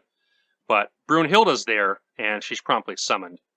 And the king meets with her first, and she tells the king that whites should not be enslaved. And Brunhilde, in the meantime, has adapted herself quite well to Saharan life, And then she meets O'Connor, who has been going by the Madeiran name of Impudent. She recognizes him, but he insults her and says she's been unfaithful to him. And he tells her that her and Sangari will burn alive when their superior forces are done with none. Yeah, and he wants to burn everybody alive. Yeah, right. He's just this rash Irishman who's, I guess, papist Catholicist. Yeah, there's no reason at all for him to be like this. Yeah, like, right. Yeah. At the beginning, he was just some neighbor, right? And right. now he's, I don't know. Hell-bent on burning. Hell-bent on burning, yeah. And he's gotten command of the Madeiran fleet somehow, like, in such a short time. So this horrifies Brunhilde, and it really tells her that he's changed as a person, and he's just dead to her. And she tells him that he will die a violent death, and she weeps after he leaves. And the war drags on slowly. The Saharans' discontent grows with the ministry, and the replacement government that did so poorly is subsequently dismissed, and Carthagon is recalled to his position of power, and says that swift action can turn the tide, and the king is convinced and says that he should consider himself dictator general until the Madeirans are beaten. There's this rapid buildup of military forces, which is quite successful, and Carthagon also succeeds in domestic reform at this time too, including a major waste processing and recycling system. So I guess the sewer system is randomly gone into here. Yeah, it's kind of. So I guess it's victories on both fronts. Yeah, Brasilia is still looking out for themselves, and the massive air and submarine fleets assemble for one huge battle. And the battle takes place on this one glorious morning. Yes, we finally get an air battle. Yes. So O'Connor's center has 40 aerials, each containing 1,000 men, whereas Sangari has a slightly smaller aerial fleet, but the pilots are more skilled, as well as having a better contingent of submarines for the naval power. Even though the Madeirans are supposed to be more powerful at sea, I guess due to Carthagon's brilliant leadership, the Saharans have the advantage there too. So we also get some more future weaponry here. In addition to an air mulo, the air cannons mentioned before, there's red-hot bolts, fiery showers of ever-burning chemicals, chemicals of course spelled with a Y. Yeah. Red-hot globes of iron, 50 feet in diameter. And more tractor beams, I think. Yes. Yeah. Yeah. So these giant globes of iron that are towed to the front of the aerials and electrically charged to hurl them through the air, acting as this like molten cannonball. And there's also enormous tanks of liquid fire and pumpers, I guess are like these huge flamethrowers. So O'Connor, being the impetuous leader that he is, charges forward to attack Sangari, but he miscalculates his position, and Sangari gets a beat on him and pummels his ship with missiles. In a last-ditch effort, O'Connor rams his ship into Sangari's. O'Connor's ship blows up in a huge explosion, which kills the two of them. But the remainder of the forces, the Saharans push for another attack and rout the Madeirans. And a decisive victory is won. Brasilia, being this shady, mysterious power, is eager to side with the victor. So they also decide at the last minute to push for the end of white slavery so they can align themselves with the Saharans, clearly seeing what tide the war is taking. Coronata realizes she's deeply in love with Harold. And she eventually becomes friendly to Brunhilde and realizes that her hero worship of Carthagon was just that and wasn't love at all. That's convenient. Yeah, right. Because I was really sure that she very obviously loved Carthagon earlier. Yeah, but I guess it's just youthful hero worship. We're never really told how old Coronata is. I'm assuming she's like teenager age, but it's not really clear. She seems more eloquently spoken than I would expect. Sure. I guess you never know. Yeah, especially during this part. She's only eloquently spoken when the plot demands that she not speak in broken English. Yeah, right. So yeah, but Harold enters, and Brunhilde embraces him, and this just makes Coronata totally furious all of a sudden. And she wants to kill Brunhilde, and realizes that she doesn't have her dagger on her. And I guess this is a good thing, because Yeah. Brunhilde then explains that Harold is her brother. But it's really goofy because they're friends now. Yeah, right. But then as soon as she sees something that's like not that doesn't fit into her worldview, like it's instant. Oh, I'm a horrible, jealous person, and I will kill them. Right? Yep. Like the temper just flares up. Hot-headed, right? Like good thing she was unarmed, or else that might have been the end for Brunhilde. Yeah. But Jacodox comes in, and he's been newly promoted, and brings them news of England, which is that Jonas has drowned, and all is made right with Harold's property. So Jonas dies off screen, and just somehow, really didn't need to be there in the first place. Right. And Jacodox is very mocking. Like, he mocks them, too. Right. he's like, when he's not in their earshot, he's like saying stuff about them and how ridiculous they are. Yep. So, I mean, I like this character because he's like the kind of voice of chaos. Like, he doesn't necessarily do what somebody tells him to do, and he has the little secret rebellious thoughts even towards like the people that you're supposed to like Brunhilde and Carthagon, right? Like, you just kind of Yeah, so all is made right with Harold's property, and Harold gives half of Jonas's property to Jacodox. It's in Harold's possession due to this weird creditor law thing, and Jacodox tells him to split the rest among the poor people in town, presumably in the poor district he's from. Yeah. And Jacodox is going to marry an English woman. Brunhilde and Carthagon are in love with one another. Harold and Coronata are in love with one another too. And Harold is made the governor of Europe. And they work together in carrying out Carthagon's leading idea, a free equality of all races. But most importantly, everyone is a Christian. And that's the end.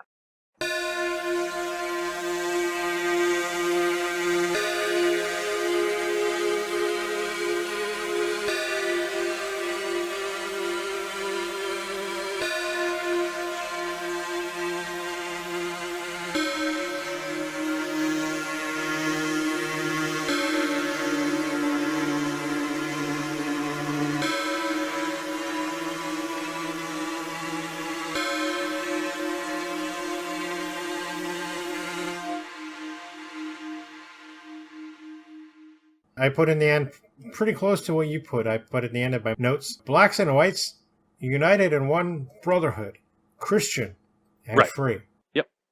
Protestant Christian at that. Yeah, definitely not Catholic and Christian. Right. Yeah. Again, very heavy-handed throughout the whole novel from the beginning to end. The Irishman is portrayed in a very negative light. The Jewish character is portrayed in a very negative light. And I guess the Saharans, being the most sophisticated nation in the world from a technological, from a intellectual standpoint, and also from a theological standpoint, because they've correctly recognized the truth of the Protestant Reformation and the return to the simplicity of the original Gospels rather than the other things that were brought in by Catholicism and how the church evolved in Rome over the years. Yeah. I thought, there was certainly a good degree of absurdity in this book as well. And yes. And I definitely thought that one of the most absurd things was the British people, right? The way they live in Great Britain at this time, which is this severely truncated landmass that's very much smaller than what Great Britain used to be. And yet, both Winter and O'Connor seem to have this lofty attitude about themselves and about the place where they live. Right. Like, it's like the 5,000 years that have gone by haven't really done a lot to diminish the ridiculousness of, I don't know, like, it's I'm not sure what he's saying here, like, the author, I mean. I don't know if the author knows what he's saying either. I don't know if the author knows. Like, it reminded me of this crazy thing, like this book that I like a lot, Jack Vance's Eyes of the Overworld, which is part of the Dying Earth series. And in this book, the character, Cudgel, who's going on all these crazy adventures, he's supposed to be looking for these, like, cusps that people put on their eyes. And when they put these cusps on their eyes, they see this other world that's not at all the world that they're living in. That's this, like, way elaborated, like, fancy palace and stuff. Kind of like really decadent world, whereas they could really be living in absolute squalor. Yeah. And it kind of reminded me of that because, like, it's said that the British people at this point are living in a very squalid, undesirable circumstance. Sure. And yet they seem to have this overblown sense of nationalistic propriety that doesn't make sense. Right? No, it doesn't. It doesn't make sense given what they're portrayed as. Right. Yeah. I mean, they seem to be living in medieval times where all travel is done by horse and carriage and ponies and ferries, where all the other nations in the world are flying around these aerials that can go around the entire planet, and I guess in a matter of hours. It seems like Jacodox, when he's spinning out of control in his aerial, isn't in there for that long. I mean, there's no concerns of him needing food or anything like that. No, when he's up in he's the air. worried about his craft running out of power. Yeah, actually, right. Which never happens. No, right. Yeah, it just kind of crash lands somewhere. Right. But it's also kind of funny because, yeah, it said that maybe his craft would run out of power, but what is the power? Like, I'm not sure. I mean, again, it doesn't have to be gone into that much, but yeah, it is sort of like, it's something greater than electricity, I guess. Yeah. But we don't know what that is. Yeah, I mean, that's one of the many frustrating things about the book is some of the future technology speculation is really cool, and some of the imagery is really cool. Like these gigantic airships piloted by this advanced Saharan people who have these really elaborate crystal carvings and these holograms for art and these customly bred plants and tame birds for decorations. Like, it seems like it could be a really awesome setting and scenario, but the plot is like total nonsense, and it skips over things like really fast, like jumping from one thing to one other, like almost every sentence, like it doesn't really spend any time establishing motivations or character traits beyond the basic simple Protestant good, Catholic bad. Yeah, Jew bad, of course. Right, yeah. The things that I wanted to know more about, like halfway through, completely randomly, this new character, Jacodox, introduced. Right? And he's just like, okay, I'll go along with that. He's like, the author succeeded in making somebody who was annoying because of the way that he constantly wrote that Jacodox spoke. I don't know if I can stand this character. And by the end, I was like, this is like my favorite character. I actually really like him. That was cool. And I wanted more of his adventures. Because he's really the only one that does have adventures. And he's really the only one that has some kind of personality. I mean, we're given no reason why O'Connor is the head of the Maderian aerial I know, fleet. Like O'Connor and Winter and Brunhilde, they all have their own adventures, right? Yeah. Brunhilde's are gone into a fair amount. Yeah. So, I mean, all right, thanks for showing us what the woman is going through. We appreciate that. But those other two guys, they don't really matter. They just come in, like, when they come in, and we're supposed to think O'Connor has become the leader of the entire Maderian air fleet based on nothing. Right. And likewise, Winter is like this high-ranking figure within the Brazilian Air Force as well, which also makes very little sense. Meanwhile, we have this like ridiculous fun character who keeps getting into scrapes. Jacodox, who could be like the guy that runs his own series. Yeah. Right? And he's just not. By the end, like, he hasn't really added anything to the plot of the main story. Like, it doesn't actually serve any purpose. Yeah. I mean, which is just kind of a strange way that this was plotted out. It seems like the secondary characters have more action than who the main characters are supposed to be. Right. I mean, Winter is set up as, like, the main character of the book, but he's hardly in the novel at all, aside from the beginning. I know. And Coronata, right? Yeah. Like, she could be an important character. Yeah, exactly. It seems like she has a lot to decide. Right. But she's like nothing. Yeah. I mean, I don't know. It's just, it's like everything about this is skewed in the wrong way. Like, right. It doesn't, look, he had these cool concepts that he could have worked with, and nothing is really nothing is really played out in a satisfactory way. Not at all. Yeah, yeah. And I mean, a more talented author could have done so much more with this. I mean, given the basic premise, given the story, given the future technology speculation, if somebody like Wells took those things and wrote his version of this novel, it would be vastly superior. As somebody who knows how to plot a novel, somebody who knows how to establish characters, who write motivations to make them feel like believable humans and not some kind of one-dimensional caricature, or not even a one-dimensional caricature for some of these characters who just feel like not necessarily nonsense, but it just doesn't feel like people here. It just feels like not much makes sense of why anybody is doing anything they're doing. And they're not even really serving the plot a lot of the time. Like, to say that the characters just exist to serve the plot is not even quite accurate. Yeah. Like, they don't. Yeah. They don't serve anything. Yeah. And it's just such a weirdly written book. It's a really weirdly written book. And there's things that are brought up very, very briefly, and they're not gone into. Like, at one point, Coronata is talking to Carthagon, and she is expressing a lot of her philosophical viewpoints, and it's quite eloquent and well disposed, but she mentions all this weird stuff, like, just offhand. Like, she says that they have acquaintance with other worlds. Yeah. And that's just a throwaway. Like, right. That is... my mind is blown. Like, how can you say these things and they're just not important? They don't lead to anything. Like, yeah. And this book, like, in addition to the authorship mystery, raises so many questions that it's like, it's not a good book, and it just feels like wasting so much time on something that's not worth spending it on, but at the same time, it's just like kind of digs at you. Yeah. I mean, one of the things that I was just curious the entire time I was reading this is like, who is the audience for this? Who's the audience and who's the writer? Right. Yeah.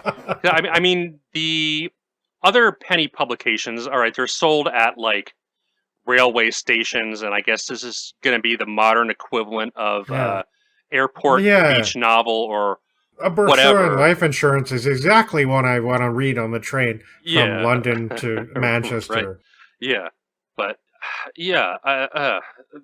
I don't know. There's so much stuff in here that it just seems like it's a little bit at odds with the other penny dreadfuls that were being published at the time. Although, admittedly, I haven't that much knowledge about that scene. I haven't read too much stuff, or really much at all. That would be, to be honest, categorized as that. But those seem more lurid as far as like the violence and the sex goes, which there's really not too much of that here. I mean, I guess people do die, and there is some violence, but it just seems like the most violence that happens is like Jacodox attacking creatures and getting bit by the spider. Yeah, but there's also the treatment of Brunhilde. That's... You have to face it. Like, Jonas is he's sort of like the filthy, sleazy mastermind. And although it is possible to say he doesn't have anything to do with the plot, like, he really actually kind of does in a sense, because none of this would have happened were it not for his ridiculous blinkeredness and his inability to see anything in any good sense whatsoever. Right. And he is just like, he whips Brunhilde in a scene that's really, like, blatantly, I mean, I don't know, like, it doesn't necessarily mean that the author is misogynistic, but it's a very, like, the way that it's written, like, she starts out by saying how, like, awful he is, which is all true, and delivering all these slurs. She's that blatant about it. And he responds to that by grabbing her and attempting to, like, whip her repeatedly. Yeah. And that's, I think that is a serious part of the lurid quality of this book and of the, you know, the whole genre that maybe he was writing for. But again, like, it's not really the principal thing. The principal thing seems to be this future speculation, actually. Yeah. Because that's gone into quite a lot, and that is actually the saving grace of the book, in large part. Right. So I kind of feel like the person who wrote this book had some interesting forward-thinking notions about both technology and sociology, perhaps. But yeah, absolutely. I mean, everything is expressed in this really unelaborated kind of perfunctory way, and things that you would think would be gone into a bit because they seem like they would be important are just rushed over as the most minor and insignificant of details. Sure. And it doesn't make sense that they are. No. And this book has a lot of problems in terms of structure, in terms of actually making a coherent story. A lot of the things that happen don't make any real sense. He's actually pretty good at humor sometimes, and he actually managed to make a sort of compelling, fun character in Jagodox, whom he then proceeded not to use very well. Yeah. I don't understand, right? Like, I don't know. Yeah. So he's willing to introduce something like Jagodox halfway through, in just such a blasé-like manner, where it's, well, we're going to focus the narrative to this person now, and we're going to hear about his adventures in Australia, which are actually quite entertaining. Yeah, yeah. But before long, he's just dragged kicking and screaming into this main narrative that makes no sense, right, and doesn't please anybody. Yeah. And in a strangely amusing way, the character actually comments on this at some point in the text. And he's like, and during that whole ridiculous scene where Cornata is like suddenly all pissed off again because she saw Brunhilde and Harold embracing, not realizing that they were siblings. And it's just, oh, now her wrath is engaged once again. Right. And it's just, oh, it's so over the top and so not, I don't know. Yeah, I felt like Steam Men of the Prairies was like plotted and made more sense than this, and it wasn't as fun as this. No, it wasn't. But I almost expected this to read more like a typical juvenile dime novel, and it doesn't. Yeah. It has a very different vibe to the prose style, even though the prose style is really clunky and awkward. It doesn't feel like he was writing this for a 13-year-old in the same way that not really, some of the dime novels are. No. I would, if we're talking about the three works, I would rate Steam Man on the bottom, and this one in the middle, and The Mummy higher than... Yeah, I would agree with that. Because the Mummy is silly and overlong, but I think there's lots of good things to enjoy there. Yeah. And it just doesn't have... Well, I mean, I guess some parts of it don't make that much sense, but you really get a sense for who the characters are, and they do have some personality traits and some motivations, where this is just, like, why is anything happening? Right. I mean, The Mummy did have, like, those... The thing that I hate most about these kind of books, and, I mean, you see them in nowadays stuff, too. Like, to be fair, it's never gone away. Right. It's the I am your father trick, right? It's just... It works okay in Star Wars, right? Yeah. But the more you see it, and the more you... If you feel like it's not earned, having characters linked together in these really, like, nonsensical, weird ways, it just seems so, like...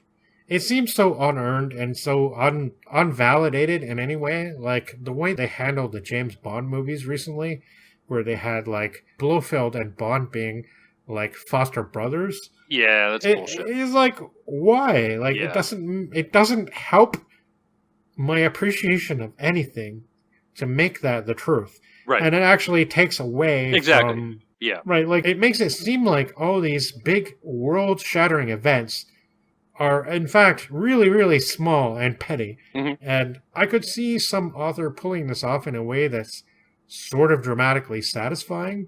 But if you just, like, subtly introduce this concept of these relations that have never meant anything to you before now, it's just so, like, it's such a cheap narrative device. And it's really funny that nowadays people are spending, like, $1 billion on that kind of narrative. But, I mean, it is a thing. And it was a thing then, and it is a thing now. Oh, yeah. Yep. And none of the things that the characters do in this book resound. Like, they just don't... Nothing feels earned. And, I mean, The Mummy was kind of like that, too.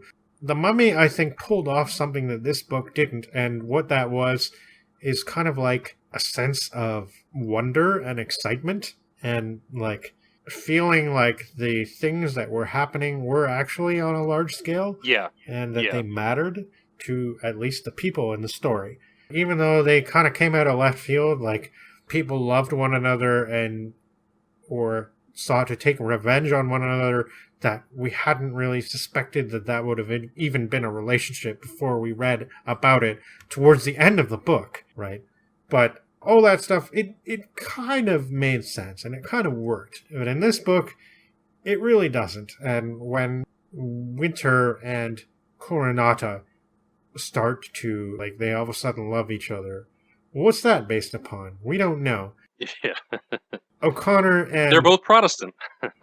I guess so, yeah. And I mean, O'Connor and Brunhilde, like, I actually got the impression early on that she wasn't all that into him.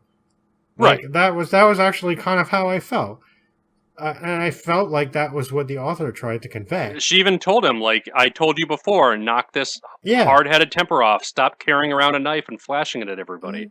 Right. And she even said in private, like, I care about him. I don't want anything bad to happen to him. But, like, I'm not tied to him in any way. But then all of a sudden it's like she's engaged to marry him. And meanwhile, like, he's such an absolute dick. Yeah. Like, all the time. Yeah. That's his only personality trait. Yeah. And he's like, at first it's funny because he's like this proud, over-the-top Irish stereotype, right? Yeah.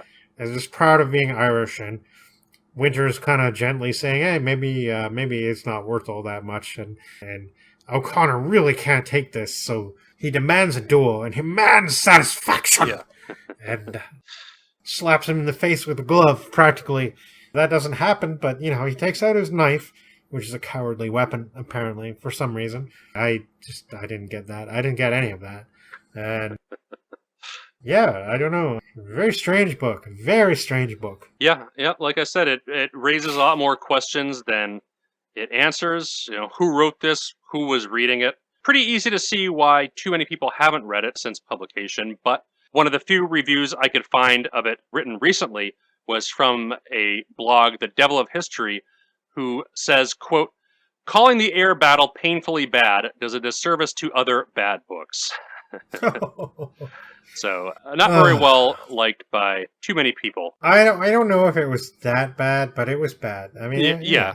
I don't think it was that bad either, but I also agree it was bad. And that's one of the reasons why we decided to post it on the blog spot, not necessarily so we want all of our listeners to read a bad book, but if you are interested in reading this very early airplane novel, you won't have to do so by paying money for any of the reprints. You can do so for free now that the work is online. Come visit Chrononauts and read this strange, mysterious book, and if you have any thoughts about it, feel free to let us know, because as bad as this book kind of was, this is for sure an interesting book. It's never a boring book, and it still has something that Simzonia doesn't have, and that is a somewhat compelling narrative that actually feels like something is going to come of it, and it's not just some really crappy utopia that's being expressed by a person that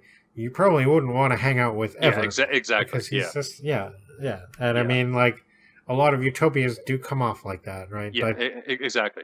Like, in the hands of a talented author like a Wells or a Verne, this could have been a great novel. In the hands of a Wells or a Verne, I don't know if Simzonia could be improved too much. No. Yeah, so that's a good point. Like, this, there were a lot of interesting ideas in this, and I think that if the author had actually said, I may not be quite capable of writing this book, but you might be, so here's some really cool ideas. Go to town, right?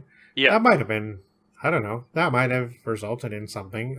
Somebody like Wells or Verne, like you said, might have made something really good of this. But it falls short in so many areas. But it's also so interesting because of the way it so early on portrays something really strangely forward-thinking that would have probably puzzled and maybe upset some people at the time. That being that African nations would, in fact, rule the way of the future 5,000 years from the time when this book was written. Right, absolutely. And I think that's one of the reasons why this was published under a pseudonym. At least that's my thinking anyway. Yeah. Because if this was just your typical Penny Dreadful type novel, I don't know if there'd be any reason to do that. I don't know how much of that stuff was published anonymously.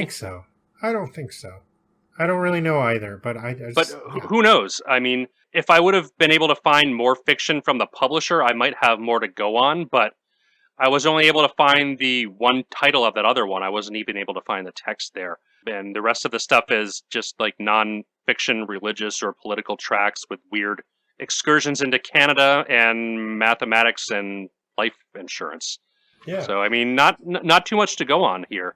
But I think the one thing we can be certain about the author is that he was not a German professor of chemistry. No, I tend to think the same, that he's not. Yeah. There's actually very much no reason for him to be a German chemistry professor. Yeah. Not only because Germany is not mentioned in the text at all, but it just seems like such an obvious attempt to deflect something. Yeah. Possibly criticism, possibly, I don't know. I mean, it's so weird because I don't think that I really perceive this as an extremely forward-thinking, progressive work.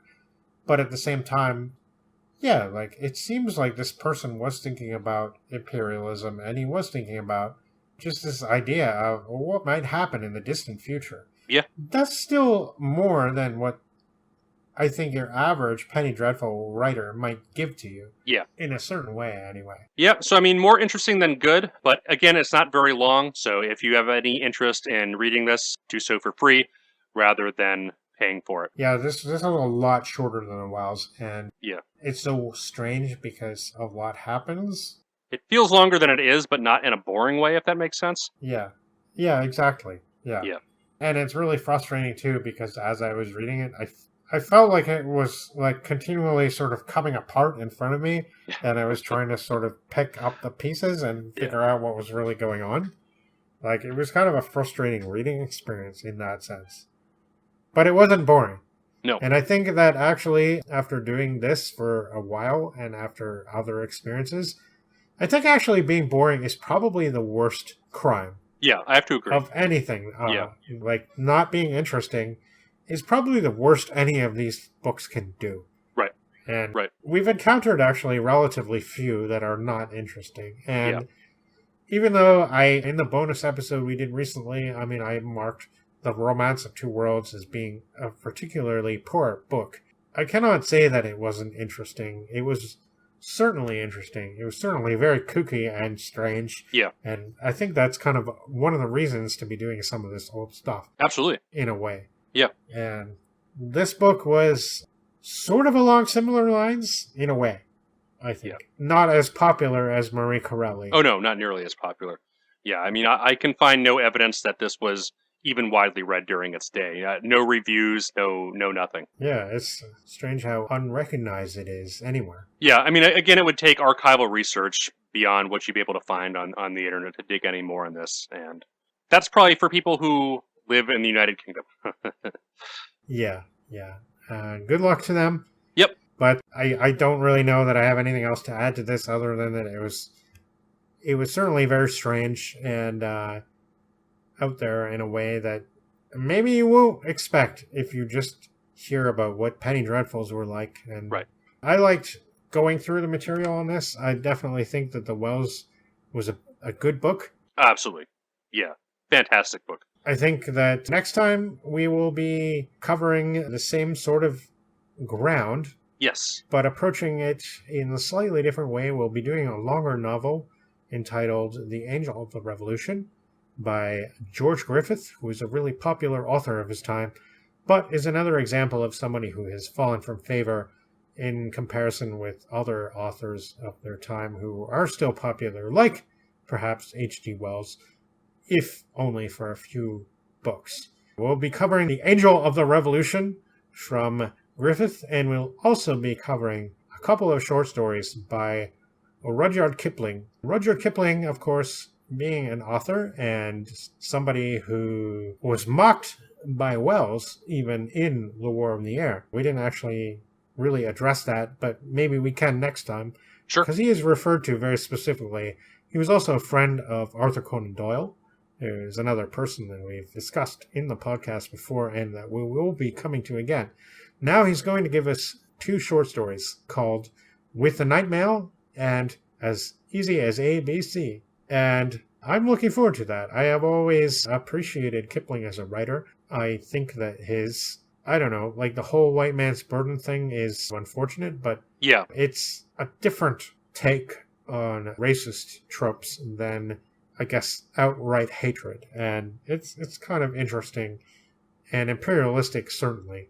But it's going to be interesting to talk about all that stuff a little more. And those are really short stories. The Griffith book is a longer book.